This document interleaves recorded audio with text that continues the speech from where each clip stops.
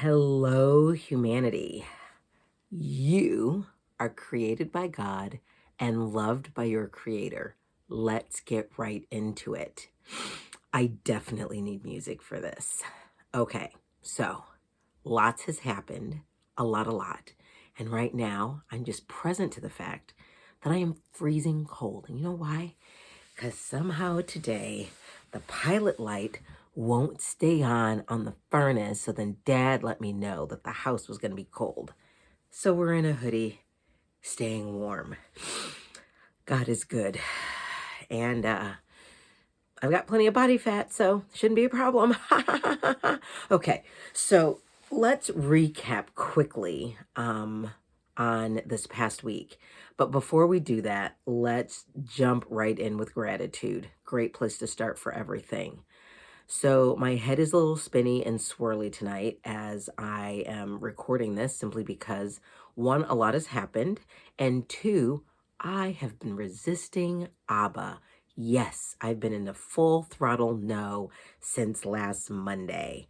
And it's causing a great deal of hiccups in my life. And yet, in his kindness and mercy, wonderful things are happening, and it's not because I'm cooperating. So we're going to deal with that. So jumping right into gratitude, I'm definitely thankful for brown sugar, Jiffy Box mix, and this concentrated powder. I want to say it's Secco brand for a buttermilk concentrate substance. It is so delicious to use. It's really great. Anyway, it probably sounds awful what I just described, and if I had show notes that I was sharing, I'd post a picture or a link, but I'm not doing that. Okay, so I'm thankful for that. I'm also thankful for the sermon yesterday from Oak Cliff Bible Fellowship on returning to church instead of returning to God. I'm already off topic for what I want to talk about, I promise you. I'm a scatterbrain. So gratitude is like the grace and mercy of God I've experienced this week. So let me give context to what is going to be an unloading and a dumping of a spaghetti plate of events covered in sauce, like an amazing meat sauce with a ton of Parmesan cheese. Like it just snowed on my plate with Parmesan. And then it's going to be amazing, but it's going to be a mess. So, to start, this past week, I'm looking at my calendar while I'm looking away from the screen. A week Monday was the 28th. Okay, so the 28th was my last day of work for this job that I had, and I quit. And I think I talked about that. And the family was really great. They've even reached out to me since. I sent them a thank you note for the money that they gave me. It was really wonderful. But I'm choosing to not be in communication with them because even though they'd like to have friendship, the context for me was unhealthy. So I am choosing to disengage for a season and then engage as it is appropriate for my heart and my mind to be, focused on engaging that relationship. But all that to say, at some point in this past week, what started happening was this stirring of the water. Like God started moving and mixing some things up in conversations and the flow of stuff. Now, being at the end of the week, I have a context for it. So then everything I'm going to say will fit into that context. So in the stirrings of all the things this week was this beautiful moment that I had with God in my quiet time. I decided, I don't even remember what day, but someday late this week or midweek, I chose to finish reading the book of Nehemiah in my John Maxwell Bible for Leadership. Not the book of Nehemiah, the book of Jonah. It was the book of Jonah in my John Maxwell Bible. And I read the last chapter, and I don't care how many times I've read Jonah, somehow I'm still pissed that it ends with a question like, God, you couldn't wrap that up any better. Anyway, yeah, I had that thought and I just said it out loud. And then at the same time, because it does end in a question, the very next thing I do is that whole book begins to be a reflection where I look at myself. Like it ends in a question as if I need to be in pursuit of the answer. Like I need to look for how what I just read off the page comes to be fulfilled or resolved in myself, which is probably why I've been a little angry and irritated about it this week. But what was interesting is in the John Maxwell Bible, he had like a page of his notes. And with Jonah, he talked about Jonah taking initiative, or let me correct that. Jonah didn't take initiative. And so Jonah has these list of character traits and attributes that show up in the inverse of what it means to, what it means to not take initiative, as opposed to the beautiful perspective of taking initiative, right? So I'm reading it and I'm like, man, God, is there any hope for me? Am I ever going to feel secure, be confident, at peace, fulfilled, like trusting, like engaged? Like, am I ever really going to get over this being, sorry, I'm adjusting my seat, being annoyed? Like, am I ever going to get over that? And while I'm like reading and God and I are like, I'm talking, God's listening, kind of a thing. I look at the bottom of the page of my John Maxwell Bible and it says, to see a positive example of initiative, turn to page la la la la la. So I turn to page, it's not actually la la la la la, but you get what I mean. So I turn to page 579, whatever it is. And it is the book of Nehemiah that is found. Now, Nehemiah, don't even know how to talk about Nehemiah. Nehemiah is a stud of like a man, like brilliant dude. Like one of my favorite quotes comes out of that book. And I have it on a mug where Nehemiah says to some Joe Schmoes, yeah, that's my paraphrase, I am doing a great work and I cannot come down. What? Like, come on now. Like, who wouldn't want to be with a guy like that? Okay, we're not talking about my dating life. I'm just saying, when you get a man who's clear about his mission and his calling and he fulfills on it and he's great at his job, has the listening of the king and the queen, and they give you resources, for those of you who have not read the book of Nehemiah, you're missing out. Okay, so back to John Maxwell's notes. He talks about how Nehemiah takes initiative and what taking the initiative looks like in a leader.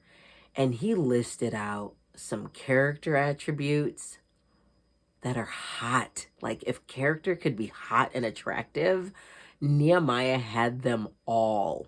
Okay, there's so much more I can say about that, and I will in a future video. Let's just pause there and get back to Deborah's, no, God, I won't do whatever you say to me this week. Like I've been having that week and I'm confronted by it, but I'm just rolling honest with you right now. So,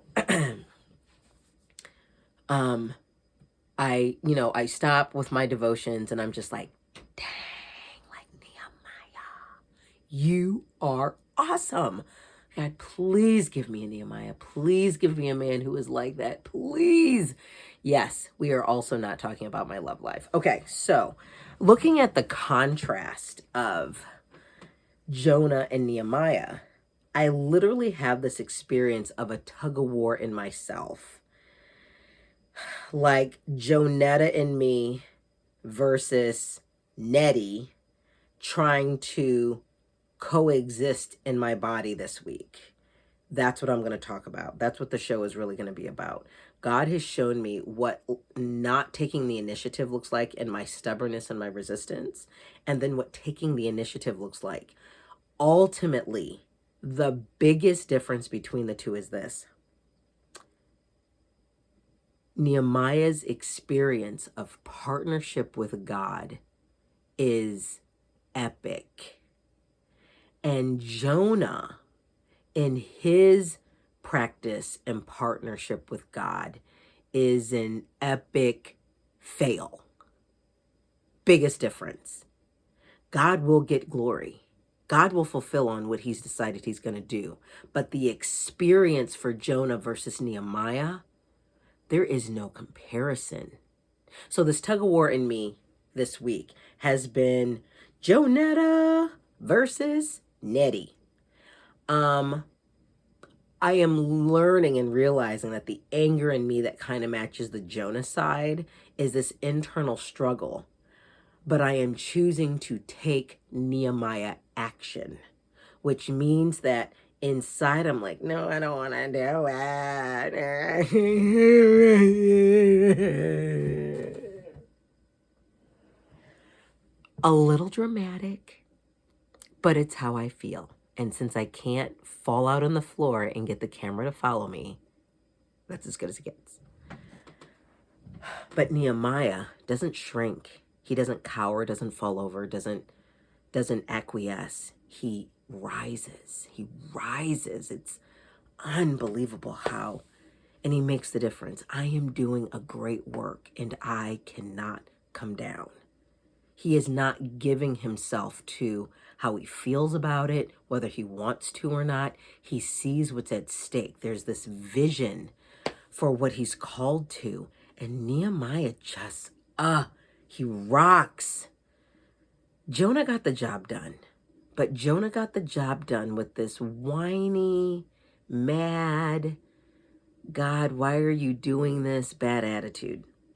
So God will get his glory, but I'm really getting a picture that I get to choose how I'm going to show up in partnership with God. I'm also noticing how I may show up in partnership with a husband. Yes, it's highly unattractive, and that's why I still don't have a man. And this show is not about my love life. Okay, so some of the notes I want to refer to that I didn't take because this morning I asked God, what does it mean to have a yes posture? While I said no all day. So my show notes would be ready, except I've said no all day. So I don't have prepared show notes. I'm helter-skelter. I'm everywhere. I'm looking at a pile of note references on my bed, literally on a mattress, and nothing's organized. So throughout this past week, some miraculous things have happened. I'm looking at my calendar to try to recall some of the stuff. First of all, I had great interactions around my training and development inside of financial services. I've had appointments with clients and the training has gone really well. I had lunch with a good friend of mine who leads a phone call engaging in conversation around race. By the way, I usually start this show by saying the intention of this show is that people who look like me and who are Jesus followers may get something of value while I am trying to capture my life authentically on camera, vulnerably and transparently inside of stuff that I may want to read, write, or speak about at a later date. There it is. I forgot to say it at the beginning. By the way, my name is Deborah, in case you've been watching and you don't know me. My name is Deborah-Naomi, and I'm just capturing my life on a video blog. So there you have it. I hope you're caught up to speed. Anyway, I had this amazing coffee date with two young ladies yesterday. And in that coffee date, I recapped some of my experience of this past week. And these two young ladies are such gracious Jesus lovers and Jesus followers, dealing with their own stuff, managing their emotions, just dealing with their soul and what's hollow and empty, and really inviting God into the space of their life. And so I was really honored that we could sit and talk together. And I did most of the talking. But here's what I discovered. These young ladies actually have the experience of being mentored by me. And yesterday, one of them really pressed into the question, like, Deborah, why are you such a no? Why are you saying no? Like, why, what is that for you? And one of the things I got to the bottom of for myself, just in that conversation, is that there's an intimacy and a fellowship and a vulnerability that I have with God that I don't think I would have if I didn't understand that if I was truly honest with him, he wasn't going to like suck all the air out of my body and then leave me to turn into dust and blow away simply because I've been mad or I'm pissed or I'm upset or I'm hurt or I'm wounded or I need something from him and I'm hurt, so I'm reactionary to everything, including him. And that he's big enough to take my two little baby fists against his pinky almighty God finger while I'm trying to work myself out. And his arms are big enough to hold me and engage me. And like massage therapy has taught me, hugs are compression. So when I get that I'm being hugged by my Heavenly Father, I settle. I learn to allow what he washes over me and gives to me in terms of grace and love and compassion to be the thing that settles my heart, the thing that settles my spirit. And that when I surrender to that and take a few deep breaths, maybe even fall asleep and let him just be with me and I be with him, I get the pulse of his heart better, and it impacts how I move and be in my day-to-day everything. With the exception of last week where I've been unusually stubborn. I mean, there's always this little thing that comes back where I'm like, no. So I just realized I think this video is the last of Jonetta, like, dying, because some way halfway through the day today, late in the day, I finally said yes. And the last 4 hours of my day have been amazing. And I could have had that all day had I been willing to say yes at 8 a.m. as opposed to saying yes at 5 o'clock this evening. Yeah. Nice work, Jonetta. Way to run your day through.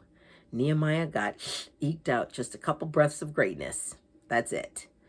So tonight really is mourning the death of Jonetta. I think it's time for her to go. I think it's time for her to be at peace. Rest in peace. Rip Jonetta. In fact, I was in the kitchen today and I was singing. And I realized I am not ready to say yes like I thought I was.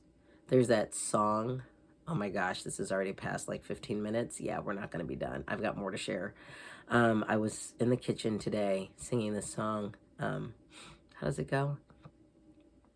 I'll say yes, Lord, yes, to your will and to your way. I'll say yes, Lord, yes, I will trust you and obey. When your spirit speaks to me. Right then I felt like the next thing I was going to say was pretty much a lie.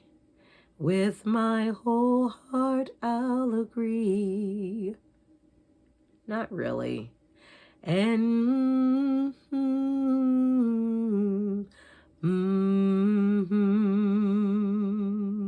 I can't even say the words because I'm so committed to my no. Okay, we're going to have to work on that. Maybe I will sing the whole song in honor of Nettie. Anyway, I still can't get the words out. I'm going to say yes. Ugh. Okay. I got to share with these two young ladies yesterday at the coffee shop about the book I'm reading by T.D. Jakes, God's Leading Lady, and then also reading Kingdom Woman by Dr. Tony Evans and Crystal Hurst. So I've been in between those books for some time now. And I'm reading the chapter where in God's Leading Lady with T.D. Jakes that about method acting. And God had just begun to press on my heart this week, Deborah, it's time for you to give yourself fully. Now, I kind of want to rewind on that because coming from a background of being codependent and being in a 12-step recovery program to deal with myself around my codependency, giving myself fully usually meant giving myself beyond what is responsible and beyond what is appropriate so that I can rest and care for myself well. Because we all like to think that, it's better to give than to receive, and do unto others as you would have them do unto you. But there's also something called love your neighbor as yourself. And my self-care has been in the trash or practically non-existent. And I've allowed people to be too attached to me depending on things in ways that are inappropriate. So when my Heavenly Father, Abba, says to me this week, Deb, it's time for you to give yourself fully. Inside of, T.D. Jakes' book, he's just talking about inside of giving oneself fully and giving oneself completely. And while I've been home, waiting to move out of state, waiting to move into the next season of my life, I have been operating on a level of reserve where I'm like, if I give everything that I have right now, I won't have anything for later. Or if I operate in this gifting right now, it'll be all consumed and I won't have any for later. And then I realize there's this stinginess that comes with it. And there's this pushing back and away from people that I love and people I aim to care for and want to be there with, doesn't work. I mean, oddly enough, my little niece came and crawled in my bed with me while I was watching last night's sermon for the second time. Passed out. That little hot body, I had to put her on her little bed that I make for her in my room so that she can hang out with Auntie, but also I can actually have time and room to sleep. And I just remembered, Deb, give yourself fully. Like, really be with Amari. Like, engage completely. Don't have it that she's an inconvenience or in the way of your schedule, your routine. You're getting things done. You're caring for yourself well. So when I woke up this morning, in my no attitude space, I was present to the fact that I said yes to my niece. I said yes to sharing myself with my family. And as I got up and prepared taking my medication and getting my day started, I went down and I made breakfast. And it's Monday. Mom and Dad are home and they love oatmeal. So this morning I made oatmeal, but not just for me. I made oatmeal for my mom and my dad and really got that it is a joy to make oatmeal. You guys do this oatmeal with like cold oats, and then you put raisins in the water and then you let it boil. Of course, add salt because you'll ruin it if you don't. And then you put like Kerrygold butter in there. Oh, and then apple slices, like shaved apple. Oh my gosh. You can throw some cinnamon on it. Mom and Dad love that stuff. And so I said yes to that this morning, and I just remembered getting that it's such a joy to have something about myself that I can share, and it doesn't take me having more money, and it doesn't require me having more time, but it really is in the moment that it's there for me to give it generously, to be a contribution, to get that what I am, who I am, is that gift that my family partakes of and enjoys. So I did that today, and then cleaned up the kitchen and kind of putzed around, ran some errands, listened to a sermon again, listened to praise and worship. I heard Crystal Evans-Hurst speak on words. Oh my goodness. I shared that with a friend. I shared some references over the weekend with the two young ladies I was at coffee with, and then a gentleman that I'd run into 3 weeks previously and met through a very strange series of events. We had arranged for him to pick up a serving of split pea soup and cornbread, and it was a joy to give it. Just really finding this reservoir of a resource that I am, and being a channel by which others are blessed, and not hanging on to it in some concern for sufficiency or not having enough, or my meals. I mean, I've always been planning my meals, but I mean, I plan them out, and I prepare and I freeze and I cook fresh to keep things short and simple so I can stay on the go with the things I know I'm supposed to be doing. And it's amazing how on the way of all the things I'm supposed to be doing, there's room to touch other people's lives and for people's lives to touch mine. When you think about the book of Luke, the woman with the issue of blood, I mean, I'm so close to tears right now, I can't even tell you. But the woman with the issue of blood, she was not the person Jesus was going to see. He was on his way to heal someone else.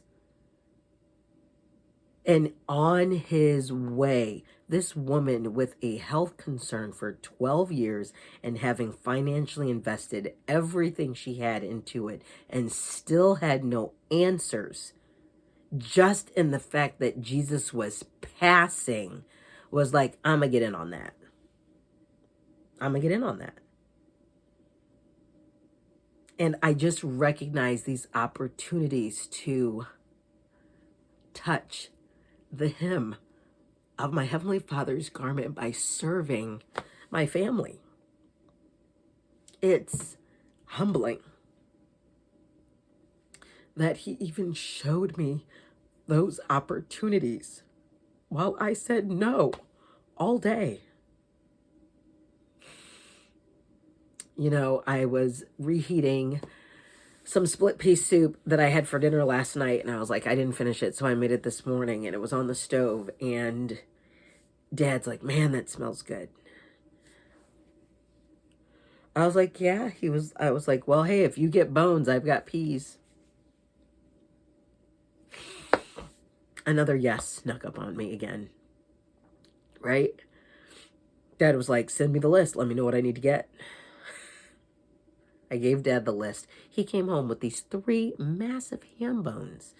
Now, today is my dad's day off. His car doesn't have any heat, very much like the house doesn't have any heat. And he spent all day working on that. And I could see that the project in the kitchen was not going to get done without him having a lack of sleep, not getting to where he needed. Plus, he's got a bone-on-bone hip and an injury. So I'm like, hey, Dad, let me get those ham bones started for you. Let me chop up the onions. I'll throw those in, and those will cook overnight. I'll put everything else in tomorrow. Thanks, Deb. I appreciate it. Yeah, Dad, I gotcha. By the way, Dad, are you going to take some soup that I already have in the freezer? Do you want the cornbread? Like, what do you want to do? He's like, no, I'll make a sandwich. I was like, would you like me to make a sandwich? He was like, yeah, sure, you can make the sandwich for me. I appreciate it. Just throw it in my drawer. And, you know, he's got a little stash where he keeps all of his go-to-work snacks and meals in the fridge. So I made a sandwich and just really got present to the fact that it did not take any more for me to be that generous and kind and engaged than I was already being. Like, there wasn't like this sense of like, oh, I got one more thing to do. Oh, I can't believe someone else asking me to do something. Oh, I can't believe it. Jonetta. But really, on the way, sensing the rhythm and the pace of the day, getting a gut sense about what was going on, like how the day was flowing, what Dad needed. Could I be a contribution? When I was in the kitchen, could I do what I needed to do and some, and it's not taking up any more time because I'm already putzing and doing those things. There's just this no posture that gets in the way of the beauty of all the yes opportunities. And, you know, it takes energy. It takes energy to be that resistant. What would it be like if all of the energy I was using to be resistant just got used and consumed in forwarding the things that are already a yes that I'm doing anyway, and just give up the suffering about it? That's probably what Jonah looked like. I have to do that again. Such a crybaby. Ugh. Okay, so there's some stuff about Nehemiah I want you to know, and because I didn't plan and I was saying no today and being difficult, I got to get the notes, so hang on. Okay, I'm back. Oh my goodness. Oh, I'm good. Also, some cool communications have come through. People I've wanted to meet. It looks like I'm going to get to meet them. Conversations I needed to have with people have flowed. Connections and appointments I needed to set have been set. I am, like, life is humming along, and I'm being a suffering little snot about it with my little no posture. Just being, oh my goodness. Okay, I don't even have the page set up. I am flipping through this Bible, looking for what I want to tell you. This is not, okay, we need to say yes more often. We need to say yes. Page 579. I could have been there already, but I'm not ready. And this is what it looks like when you record and you're not ready. Okay. Let's see. Qualities of taking initiative. So, let's see. He listed out what enables a good leader to take initiative, and he wrote down a few things about what Nehemiah was doing, but he wrote out a few things that I thought were interesting here. Is that they know what they want, they push themselves to act, they take more risks, they make more mistakes, and they go with their gut.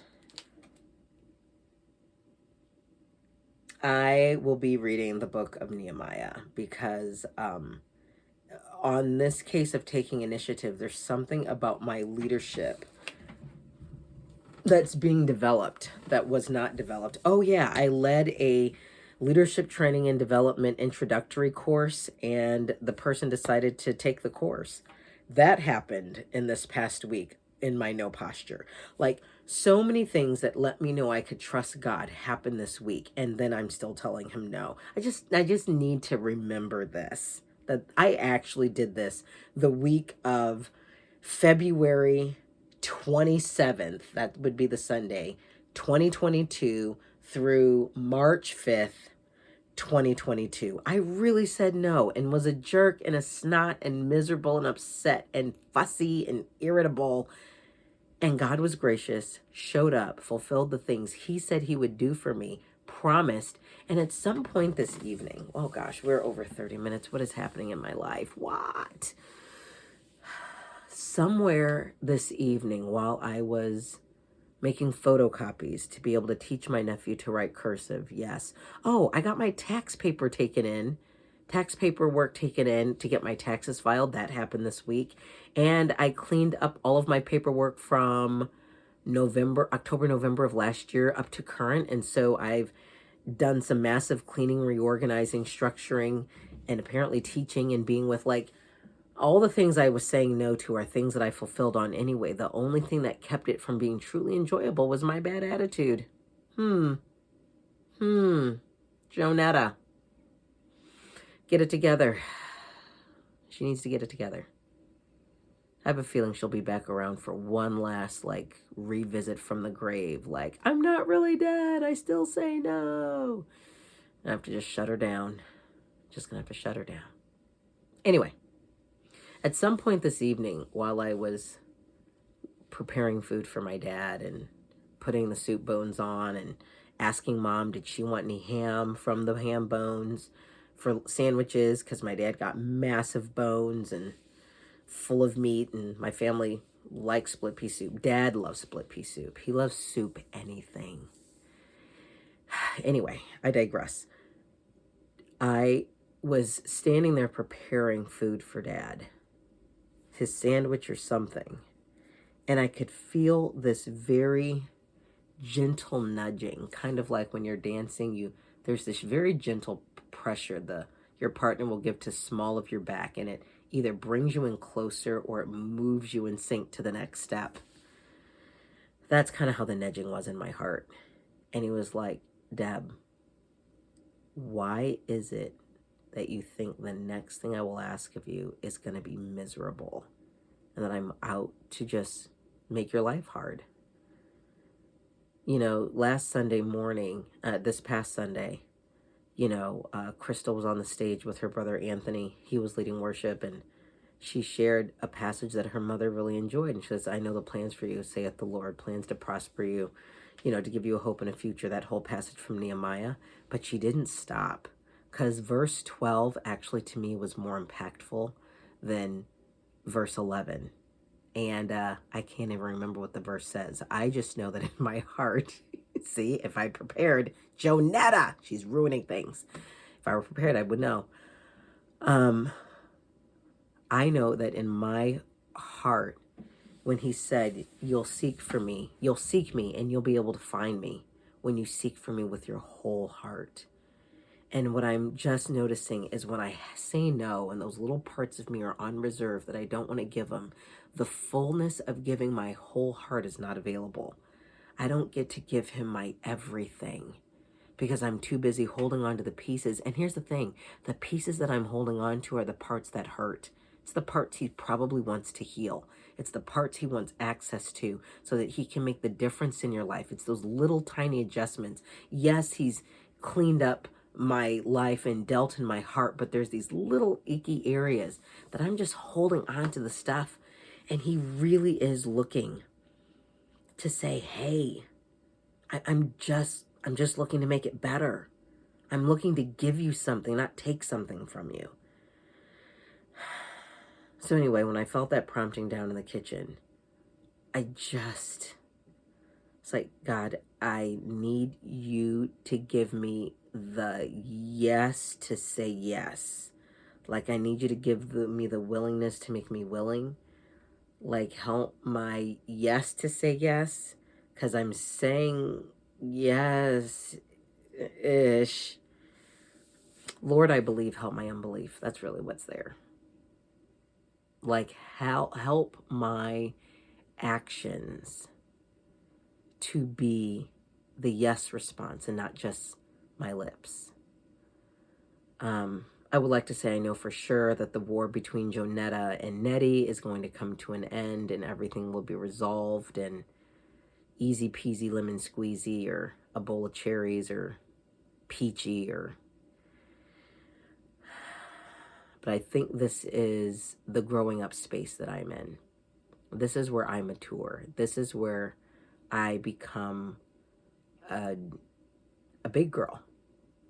That I put on my big girl pants and trust God for everything else. But that I be willing to say yes. That I be willing to say yes. And that I start saying yes first, even while I think I want to say no, and get in the practice of saying yes while taking yes actions.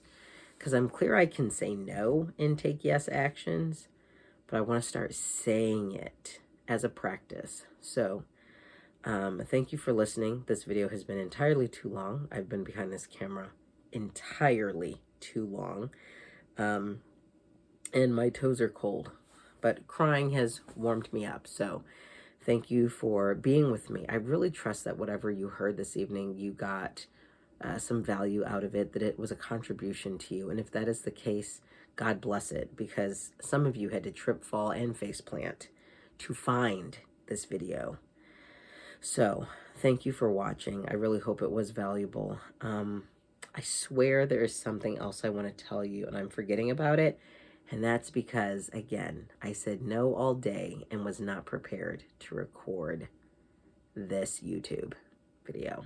So I guess I'll catch it on the flip side, maybe. Or maybe read up about it in my notes at a later time. But nonetheless, I believe this video is complete. But I'm going to check.